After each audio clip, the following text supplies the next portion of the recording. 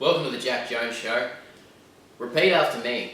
The 2020 US election had no statistical impossibilities or irregularities. It was a safe and secure election. Joe Biden, the guy with no enthusiasm who got nobody to his rallies, got the most votes in US history. If you think otherwise, you're a Russian asset or you hate democracy, and you'll be banned from Twitter and censored by YouTube. Joe Biden won 509 counties compared to 689 by Obama in 2012. That 509 was the lowest percentage of counties won in US history, 16.5%. Yet Biden gained 13 million more votes than Obama in 2012, his massive movement. Well, that doesn't mean anything. For the first time in history, a party won every single contested House seat, but lost the presidency. Move along, Putin, there's nothing to see here. For the first time in history, the candidate who won over 15 of 17 bellwether counties, which have predicted the election in every election in US history, didn't win. Biden won 1 and Trump won 16. The winning party on average since 1964 won 15 House seats. Biden lost 12, a swing of 27 seats. Of course, in reality, you're not a Russian asset. You don't hate democracy, I hope, and it wasn't a safe and secure election. Now, the evidence that I'm going to lay out for you beautifully in the three key battleground states of Georgia, Pennsylvania, and Michigan clearly shows that there was zero integrity in this election. Let's start with Georgia.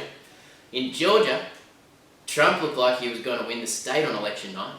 By 10:30 p.m. in Fulton County, however, a water pipe burst, which was later revealed through text messages between election workers under affidavit to be highly exaggerated. It was a slow leak which caused an hour-and-a-half delay. Then this happened. At about 8 o'clock in the morning, we're going to roll this back and show it to you. There you go. So now they're going to start pulling these ballots out from under this table. This table, the black one, was placed there by the lady with the blonde braids at about 8:22 a.m. in the morning. So she put that table there. So the same person who's staying behind now, the same person who cleared the place out under the pretense that we're going to stop counting, is the person who put the table there at 8:22 in the morning. Yeah, I saw 4 suitcases come out from underneath the table.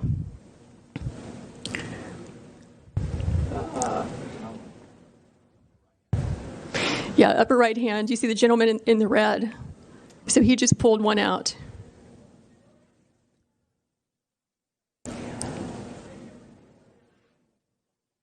So what are these ballots doing there, separate from all the other ballots? And why are they only counting them whenever the place is cleared out with no witnesses? Is the question. So these machines can process about 3,000 ballots an hour. You have multiple machines there, and they're there for 2 hours. So you do the math. How many ballots went through those machines in those 2 hours when there was no one there to supervise, to be present, consistent with your statutes and rules, to supervise the tabulation? We believe that could easily be, and probably is certainly, beyond the margin of victory. Smoke and gun. Fake a water pipe bursting as cover to get everyone out of the room.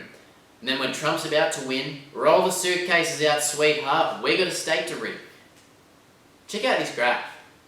In America, you tick 2 boxes when you're voting, one for the presidency and one for the Senate race. So from 10:30 p.m. in Georgia, when Trump looked like he was going to secure the state, the green and blue lines, which you can see, begin to separate, which indicates that people who were voting for Biden weren't ticking the second box in the Senate race. Who doesn't tick the second box? It's not compulsory voting. You only vote because you care. It's not like Australia. It's a much better system over there. So why did this only begin to happen at the exact moment Trump was about to win?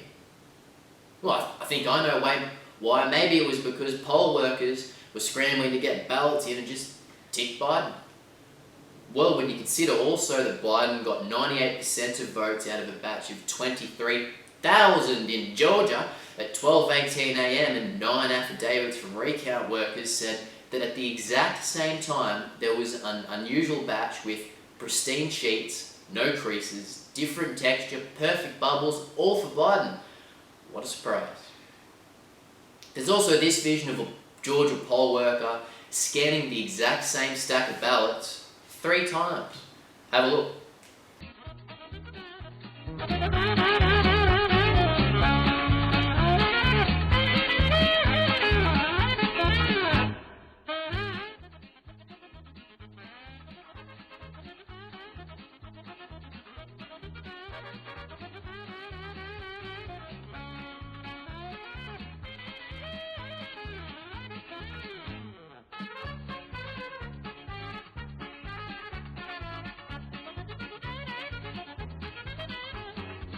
Well, if that mountain of evidence doesn't convince you, consider this.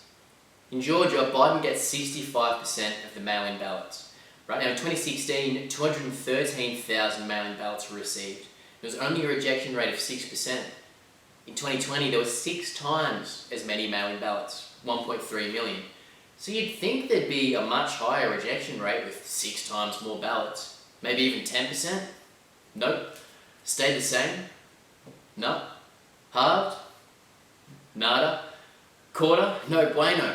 An eighth? No comprende, amigo. It was a nearly impossible 0.37%. So in Georgia, Trump's about to win at 10:30 p.m. Then they fake a burst water pipe. They send everyone out, roll the suitcases in to count the ballots once everyone's gone, rescan the same ballots, got batches of ballots that were pristine and perfectly marked, and had a nearly impossible rejection rate. Biden only won Georgia by 12,000 votes, so really there can be no confidence in the integrity of Georgia's election after all this evidence. Now let's have a look at Pennsylvania. Before the election, the Pennsylvania State Department curiously said that they don't need to set aside unsigned mail-in ballots, which directly violates Pennsylvania election code and law, which says that all applications for an absentee or mail-in ballot must be signed by the applicant. Very simple. Then 2 weeks before the election, the Pennsylvania Supreme Court says that mail-in ballots don't need to be signature verified. And 7 weeks prior determined that ballots that weren't postmarked, not stamped on the date, will be presumed to be received on time, and extended the deadline to receive the mail-in ballots to 3 days after the election. I mean, think about it. If you're going to receive the most mail-in ballots in history, then why would you not verify the signatures? Why would you not set aside unsigned ballots?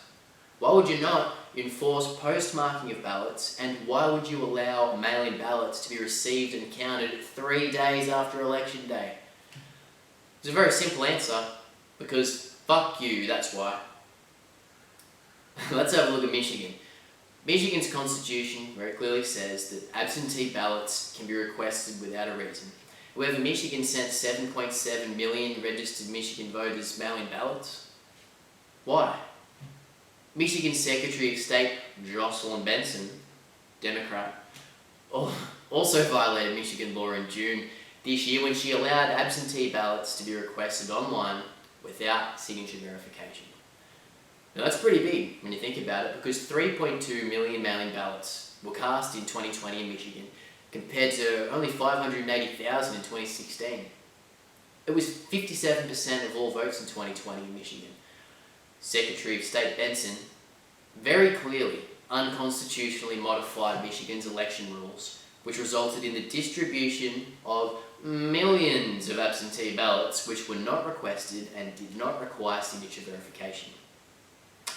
Let's have a look at Democrat-run Detroit. Right at the heart of Michigan, Republican poll watchers weren't allowed to meaningfully observe ballot counting as prescribed by law, and they even boarded up windows in Detroit. Have a look at the photo. Crazy. Also, an IT worker contracted by Dominion, a vote software company, stated in a sworn affidavit against the threat of perjury, jail time if she was caught lying, that she saw batches of 50 ballots scanned 8 to 10 times, and in a 27-hour period, didn't see a single Trump vote. Sounds a little bit like Georgia. In another affidavit, a decades-long Detroit city employee said he was told not to compare signatures despite Michigan law very simply requiring the elections department stamp each ballot envelope once they've verified the signature. Very simple. So, a few questions. Why was the law unconstitutionally changed prior to the election by a Democrat to allow absentee ballots to be requested online without signature verification? Why did Michigan not follow the law and send out 7.7 million unsolicited mail-in ballots? Now, once again, and I just can't stress this enough, it's because fuck you, that's why. It really is when you think about it.